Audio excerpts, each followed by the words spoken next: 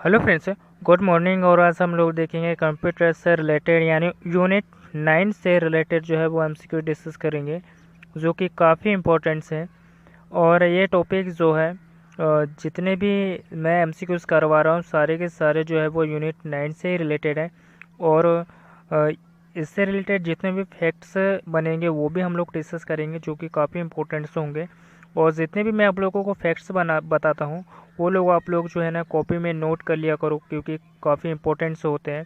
और नोट की हुई चीज़ें जो है वो काफ़ी लंबे समय तक के याद रहती हैं। ठीक है। और आप इस चैनल पे पहली बार आए हो तो इस चैनल को जो है सब्सक्राइब कर लीजिएगा, क्योंकि सब्सक्राइब करने का कोई पैसा नहीं देना पड़ता है, तो प्लीज़ सब्सक्राइब कर लिया करो। तो चलिए फर्स्ट क्वेश्चन की ओर चलते हैं। फर्स्ट क्वेश्चन की अगर हम लोग बात करें फर्स्ट क्वेश्चन की, तो वह हार्डवेयर डिवाइस कौन सी है, यानी वह हार्डवेयर डिवाइस जो है वो कौन सी है जिसे आमतौर पर कंप्यूटर का जो है ब्रेन कहते हैं। तो आपको पता है दोस्तों कि जो कंप्यूटर का ब्रेन यानी जो कंप्यूटर का जो मस्तिष्क है वो किसे कहा जाता है। तो कंप्यूटर का जो मस्तिष्क है वो किसे कहा जाता है दोस्तों, तो ये सीपीयू को कहा जाता है। याद रखिएगा किसे कहा जाता है दोस्तों, तो सीपीयू को कहा जाता है। तो हमारा राइट जो ऑप्शन है क्या हो जाएगा, सीपीयू हो जाएगा। अब सीपीयू के बारे में हम लोग जो है वो थोड़ी सी बातें जो है वो डिस्कस कर लेते हैं। जैसे कि सीपीयू का जो फुल फॉर्म है वो क्या होता है, तो सेंट्रल प्रोसेसिंग यूनिट जो है दोस्तों, सीपीयू का फुल फॉर्म होता है। क्या होता है, सेंट्रल प्रोसेसिंग यूनिट होता है दोस्तों सीपीयू का फुल फॉर्म। और इसे जो है कंप्यूटर का जो है मस्तिष्क भी कहा जाता है, याद रखिएगा। और सीपीयू की अगर हम लोग बात करें तो सीपीयू को जो है वो 3 भागों में बांटा जाता है। सीपीयू को जो है वो 3 भागों में बांटा जाता है।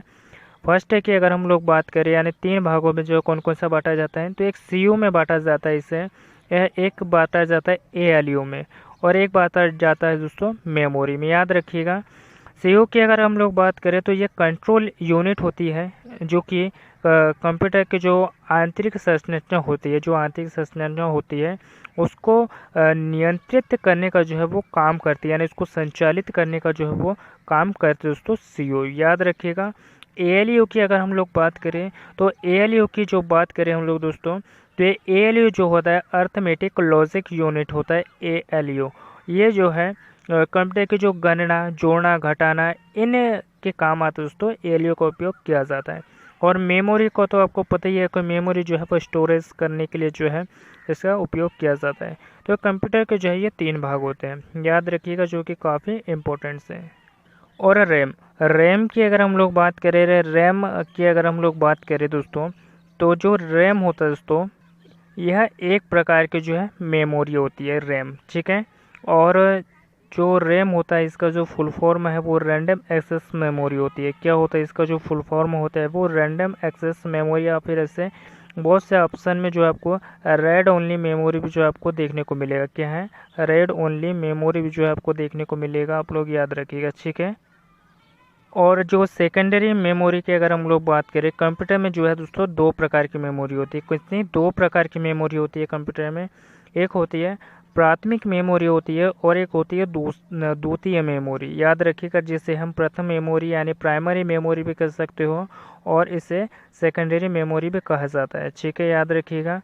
और सेकेंडरी की मेमोरी के बारे में आप लोगों को कुछ बातें बता देना चाहता हूँ। जैसे कि जो सेकेंडरी मेमोरी होती है, ये जो मेमोरी होती है सीपीयू में जो है दोस्तों अस्थायी रूप से स्टोर होती है सेकेंडरी मेमोरी।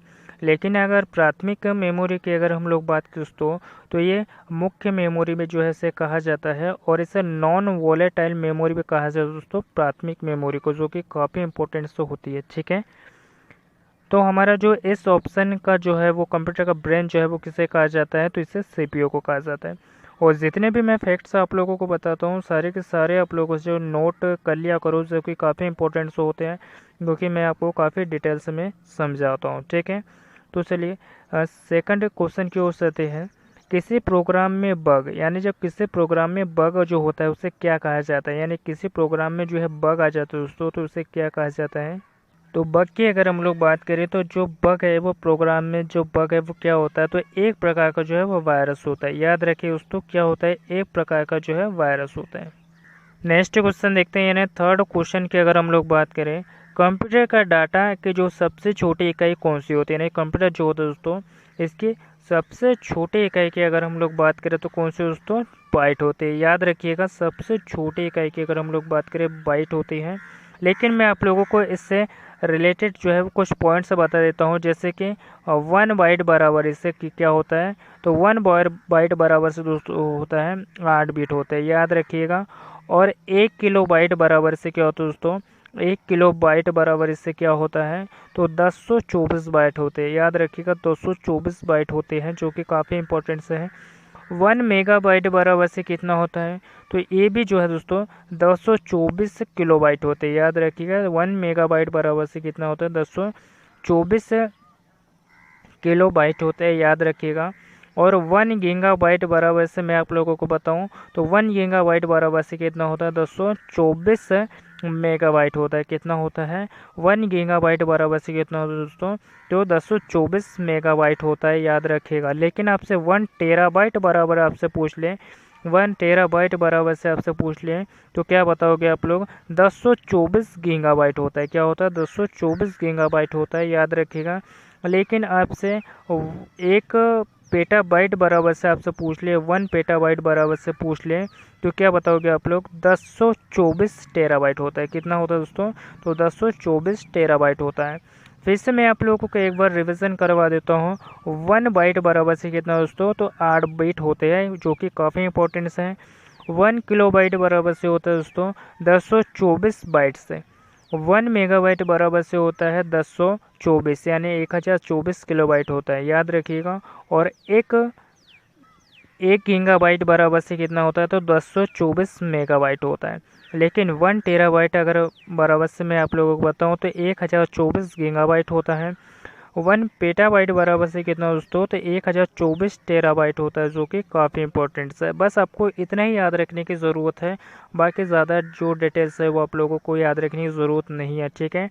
वो याद रखिएगा, जो कि काफ़ी इंपॉर्टेंट है, ठीक है। नेक्स्ट देखते हैं, पहला संक्रियात्मक, यानी जो पहला है संक्रियात्मक इलेक्ट्रॉनिक अंकीय कंप्यूटर, यानी जो पहला संक्रियात्मक इलेक्ट्रॉनिक अंकीय कंप्यूटर की अगर हम लोग बात करें दोस्तों तो ENIAC है, क्या है दोस्तों, ENIAC है। और इस ENIAC कंप्यूटर की अगर हम लोग बात करें दोस्तों, इस ENIAC कंप्यूटर की अगर हम लोग बात करें तो इसका जो निर्माण है 1946 में किया गया था। कब किया गया था, 1946 में किया गया था।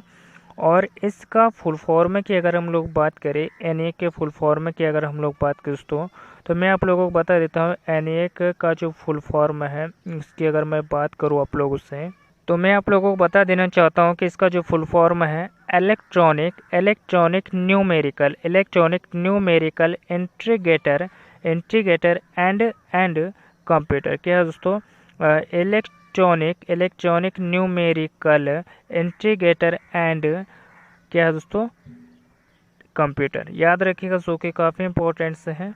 और इसकी जो खोज है, यानी जो ये कंप्यूटर जो इसका जो विकास है अमेरिका द्वारा एक जो कंपनी थी, यानी जो वैज्ञानिक थे दोस्तों, जेबी एकर्ट तथा जॉन मूचली थे। इन्होंने जो है दोस्तों इस कंप्यूटर का जो है वो विकास किया, ENIAC कंप्यूटर का, ठीक है। और एडवेक कंप्यूटर की अगर हम लोग बात करें तो मैं सिर्फ आप लोगों को इतना बता दूँ कि एडवेक कंप्यूटर का जो विकास है 1946 से लेकर 52 में जो है इसका निर्माण किया गया है। और यूनिवेक कंप्यूटर की अगर हम लोग बात करें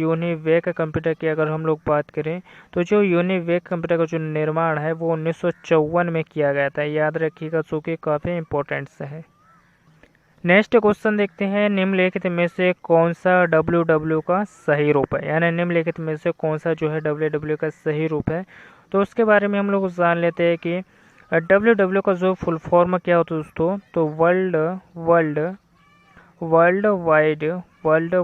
वेब होता है दोस्तों, याद रखिएगा, वर्ल्ड वाइड वेब होता है, जो कि काफ़ी इंपॉर्टेंट है। तो इसका जो राइट आंसर क्या हो जाएगा, वर्ल्ड वाइड वेब होता है। तो इसका जो ऑप्शन है वो डी ऑप्शन जो है वो राइट हो जाएगा, ठीक है। नेक्स्ट क्वेश्चन देखते हैं, यानी छठवां क्वेश्चन देखते हैं कि CPU मैंने अभी आप लोगों को बताया कि कंप्यूटर का जो मस्तिष्क है वो CPU को कहा जाता है। तो CPU का जो अर्थ है वो क्या है, मैंने अभी आप लोगों को फर्स्ट क्वेश्चन में बताया दोस्तों कि जो CPU का जो फुल फॉर्म है वो क्या है, तो सेंट्रल प्रोसेसिंग यूनिट, क्या है दोस्तों, सीपीयू का जो फुल फॉर्म क्या है, सीपीयू का जो फुल फॉर्म क्या है दोस्तों, सेंट्रल प्रोसेसिंग यूनिट होता है, याद रखिएगा। और इससे जो है कंप्यूटर का जो है मस्तिष्क भी कहा जाता है दोस्तों सीपीयू को, जो कि काफ़ी इम्पोर्टेंस है। तो इसका जो राइट ऑप्शन क्या हो जाएगा दोस्तों, तो क्या हो जाएगा सेंट्रल प्रोसेसिंग यूनिट, याद रखिएगा इसका ए ऑप्शन जो है वो राइट हो जाएगा, सेंट्रल प्रोसेसिंग यूनिट। और मैंने आप लोगों को बताया कि जो सीपीयू जो होता है इसमें जो है 3 भाग होते हैं। कौन कौन से भाग होते हैं दोस्तों, इसमें सीपीयू में अगर हम लोग बात करें तो इसमें जो है वो 3 भाग होते हैं। कौन कौन से होते हैं, तो एक सीयू होता है, एक एएलयू होता है और एक मेमोरी होता है दोस्तों, याद रखिएगा एक मेमोरी होता है। सीयू की अगर हम लोग बात करें तो इसे कंट्रोल यूनिट जो कि कंप्यूटर यानी जो सीपीयू होता है उसको नियंत्रित करता है। एएलयू की अगर हम लोग बात करें तो अर्थमेटिक लॉजिक यूनिट, इसकी अगर हम लोग बात की तो जोड़ना घटाना इन सभी पर ये काम करता है, ठीक है। मेमोरी की अगर हम लोग बात करें तो आप लोगों को पता ही कि जो मेमोरी का जो उपयोग है वो स्टोरेज के लिए किया जाता है, ठीक है। नेक्स्ट क्वेश्चन देखते हैं, 7th क्वेश्चन की अगर हम लोग बात करें, निम्नलिखित उत्पादों में से कौन सा उत्पादक जो है पेंटियम यानी पेंटियम ब्रांड से बेचा जाता है दोस्तों। तो ये कौन सा जो है उत्पादक जो है वो पेंटियम ब्रांड से जो है वो बेचा जाता है, तो इसके अगर हम लोग बात करें तो ये जो है माइक्रो प्रोसेसर की अगर हम लोग बात करें दोस्तों तो पेंटियम जो है ब्रांड से बेचा जाता है दोस्तों माइक्रो प्रोसेसर, जो कि काफ़ी इंपॉर्टेंट है, याद रखिएगा। नेक्स्ट क्वेश्चन देखते हैं, डब्ल्यू के आविष्कारक और संस्थापक यानी जो डब्ल्यू के जो आविष्कारक कौन है दोस्तों, तो इसके अगर हम लोग बात करें तो टिम बर्नस ली है दोस्तों। कौन है, टिम बर्नस ली है। तो इसका जो राइट ऑप्शन क्या हो जाएगा, इसका राइट ऑप्शन जो है वो ए हो जाएगा। और इसका फुल फॉर्म की अगर हम लोग बात करें तो इसका जो फुल फॉर्म है दोस्तों वर्ल्ड वाइड वेब, इसका जो फुल फॉर्म है दोस्तों, याद रखिएगा, जो कि काफ़ी इंपॉर्टेंट है। नेक्स्ट क्वेश्चन देखते हैं, निम्नलिखित में से कौन सी सूचना प्रौद्योगिकी शब्दावली नहीं है। निम्नलिखित में से अगर हम लोग बात करें तो कौन से जो है सूचना प्रौद्योगिकी शब्दावली जो है नहीं है दोस्तों, तो प्रकाश भंडारण, याद रखिएगा। नेक्स्ट क्वेश्चन देखते हैं, पहले इलेक्ट्रॉनिक अंकीय कंप्यूटर में क्या था, यानी जो पहले इलेक्ट्रॉनिक जो अंकीय कंप्यूटर दोस्तों, इसके अगर हम लोग बात करें तो इसमें क्या था, तो पहले कंप्यूटर की अगर हम लोग बात करें दोस्तों तो प्रथम पीढ़ी के जो कंप्यूटर में वो क्या था, तो ये कंप्यूटर जो है दोस्तों, इस कंप्यूटर की जो शुरुआत है प्रथम पीढ़ी का जो कंप्यूटर 1945 में जो है इसकी शुरुआत कर दी गई थी। और इस कंप्यूटर में जो है जो है वो किसका उपयोग जो है प्रथम पीढ़ी कंप्यूटर के बनाने में जो है वो किया गया था, तो मैं आप लोगों को बता देता हूँ। वैक्यूम ट्यूब, किसका उपयोग किया गया दोस्तों, वैक्यूम ट्यूब का इस्तेमाल किया गया दोस्तों, याद रखिएगा वैक्यूम ट्यूब का इस्तेमाल किया जाता है, यानी वैक्यूम ट्यूब टेक्नोलॉजी का उपयोग किया गया था, जिसे वॉल्व भी कहते हैं, ठीक है। और आपसे ये पूछ ले कि द्वितीय पीढ़ी यानी द्वितीय पीढ़ी के कंप्यूटर में जो है किस का उपयोग किया गया था, तो द्वितीय पीढ़ी के जो कंप्यूटर में दोस्तों किसका उपयोग किया गया था, तो ट्रांजिस्टर का उपयोग किया गया था। किसका उपयोग किया गया था, द्वितीय पीढ़ी के कंप्यूटर में जो है ट्रांजिस्टर का उपयोग किया गया था, जो कि वेरी वेरी इंपॉर्टेंट है। लेकिन आपको ये पूछ ले कि थर्ड पीढ़ी के कंप्यूटर में जो है क्या जो इसका उपयोग किया गया था, तो आईसी चिप का उपयोग किया गया था। आईसी चिप जिसे इंटीग्रेटेड सर्किट भी कहा जाता है, तो आईसी चिप का उपयोग जो है वो थर्ड पीढ़ी के कंप्यूटर में किया गया था, याद रखिएगा, ठीक है। लेकिन आपसे ये पूछ ले कि फोर्थ पीढ़ी यानी फोर्थ पीढ़ी के कंप्यूटर में जो है किसका उपयोग किया गया था, फोर्थ पीढ़ी के जो कंप्यूटर में है किसका उपयोग किया गया था, तो VLSI का उपयोग किया गया था। मैं इसका फुल फॉर्म आप लोगों को बता देता हूँ कि वेरी लॉज स्केल इंटीग्रेटेड